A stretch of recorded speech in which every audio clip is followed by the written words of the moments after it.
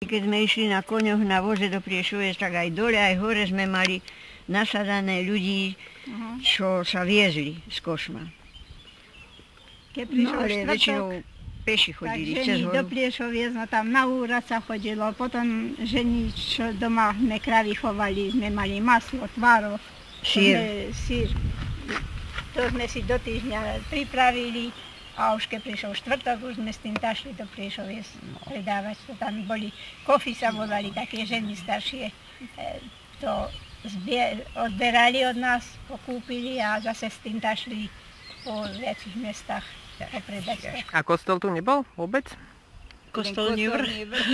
Možno, že bol tu kostol. Voľakody, čo my nepamätáme. My sme dobrí, my sme boli dosť veľká obec, len sme nemali kostol, len kostolný vrch tamto.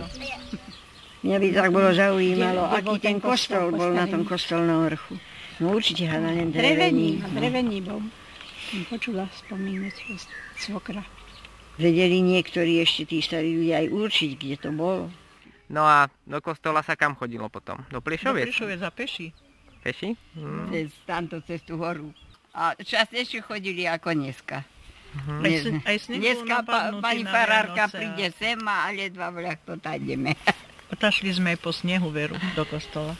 A v Priešovcách nebol tam kostol, kde je teraz, ale bol na Háliku hore, kde triedia tieto handry staré hore, tam bola mliečnica. Tak tam bol drevený kostol, to ešte moja mama zaznali, ako dievča. Ale potom, keď mali už ako 17 rokov, už tento bol postavený, tento nový, čo už boli ako dievka, ako dodi chodili v krojách, už ako vítali všetky Priešovňanky, no. Už bol tento postavený. A na sviatke to už, keď bolo ozaj snehu aj po káde, tak sa tašlo na Vianoce.